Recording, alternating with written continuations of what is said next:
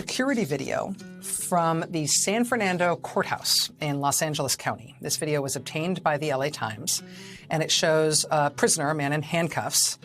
You see in the blue trousers there and the white colored shirt. His name is Enzo Escalante. It starts with him punching an LA County Sheriff's deputy, and then you see him get wrestled to the ground.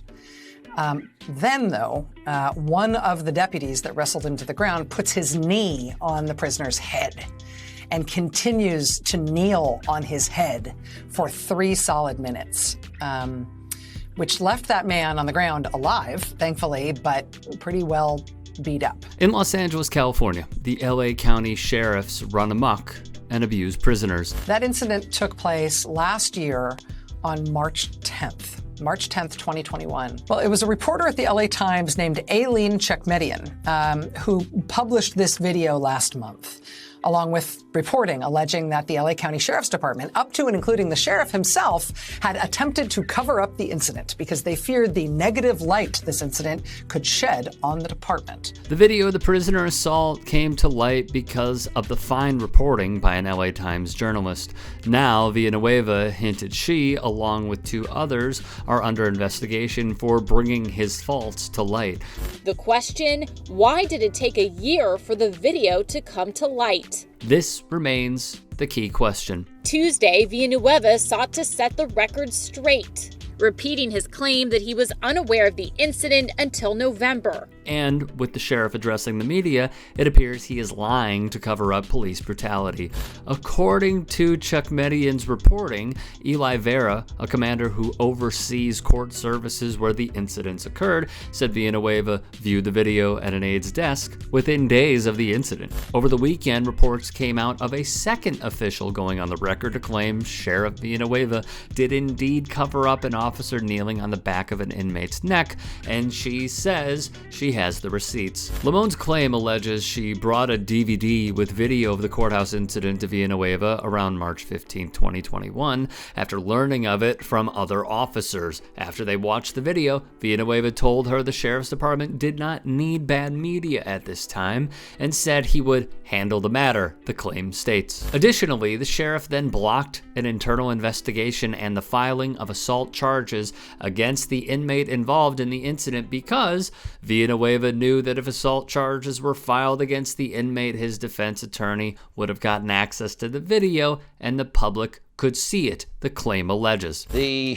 county sheriff is now challenging, as just reported, NBA star LeBron James. Villanueva has cozied up to Fox News for support in recent years, even attacking LeBron James for not doing enough in LA to solve crime. With the incident in question, this sheriff's deputy right here, who knelt on Enzo Escalante's neck, he also has a history. Recall the helicopter crash of NBA Hall of Famer and Laker legend Kobe Bryant, along with his daughter Gigi and 7 others who tragically passed. Villanueva's own deputies attended the crash site and snapped photos of the just deceased bodies after the helicopter went down. One of those deputies, per Spectrum News, was Deputy Douglas Johnson, who knelt on Escalante in the video Sheriff Villanueva allegedly attempted to suppress. He is also one of 8 deputies accused of taking invasive photos of the helicopter crash that killed Kobe Bryant and 8 others in 2020. The LA Times went further, however.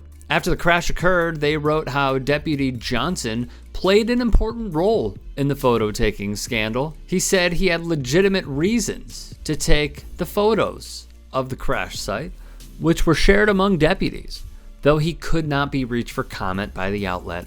In Vanessa Bryant's lawsuit last October, it claimed Deputy Johnson was one of the deputies who arrived at the scene. Johnson disturbingly took photos of the descendants' body parts and sent the photos to other deputies, one of whom shared the explicit photos to patrons at a bar. Per the suit, Villanueva instructed the deputies to immediately destroy the evidence and gave no discipline to Deputy Johnson and the other deputies, just as Sheriff Villanueva continues to engage in wrongful conduct because no one holds him accountable for it. Deputy Johnson continued to engage in wrongful conduct because the sheriff did not hold him accountable. Are there gangs within the Los Angeles Sheriff's Department? They operate as a gang. They commit crimes, they assault people. As we have brought to you previously, the existence of gangs in the LA County Sheriff's Department appears to run rampant. Let's do a quick run through of the gangs of the Los Angeles Sheriff's Department. All of them have stuff in common.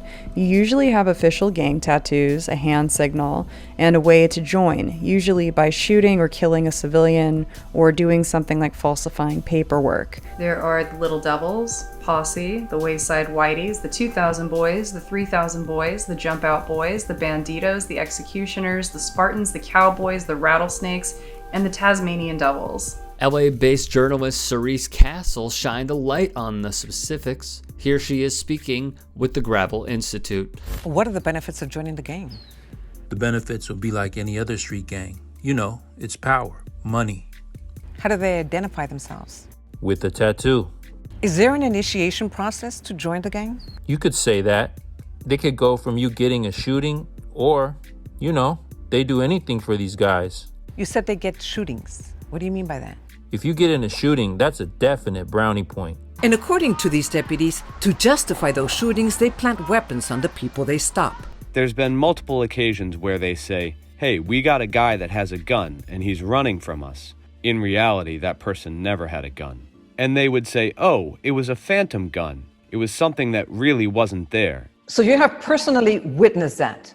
Yes. Some of the parents accuse members of the Banditos of using part of this as an initiation ritual. Is that true? Yes. In the meantime, Villanueva, seeking re-election in June, has pitched himself to the far right for votes. At a recent rally with 3%ers insignia present, the sheriff gave his time and posed for photos with a woman named Sarah Stevens. Recently, according to filmmaker and journalist Vishal P. Singh, Villanueva was photographed with members of the Proud Boys. Per the LA Times' Kevin Rector, Stevens was a fringe gubernatorial candidate who was under fire from activists for helping a man flee a transgender rights protest in Los Angeles after he'd struck a member of the media over the head with a bat. Stevens wrote on Instagram in April that she was supported by the sheriff. Many of you may remember this video of a local activist. Some spoke of it saying, "This is how you use your privilege." The activist's name is Richie Sergenko, and he has been a thorn in Sheriff Villanueva's side. Thus, on the sheriff's own Instagram account, he targeted Mr. Sergenko. Villanueva's post, which names him, states he is a part of the Marxist LA People's City Council. Many activists have called this Villanueva's targeting of private citizens who use their constitutional rights to question LAPD and LASD's tactics in their policing. The pattern by Villanueva, as we have shown you previously, appears to be a staple of his in targeting those who oppose him. And he put up a big poster for everyone to see. The poster had 3 large photos on it. The one on the right is the LA Times journalist who did this reporting. Also, another photo is one of his political rivals for the elected position of LA County Sheriff. And the third photo was the LA Sheriff Department Inspector General, who investigates things like this. The reason he put up the photo of those 3 is because the sheriff announced today that all 3 of them are now subjects of a criminal investigation into how the LA Times reporter, Aileen Chekmedian, got that security footage. They're all the subjects of a criminal investigation now. This decision by the sheriff today to announce a criminal investigation into this reporter certainly looks like retaliation. Yep, it certainly does. LA Times opinion writer Paul Thornton wrote of the sheriff's antics.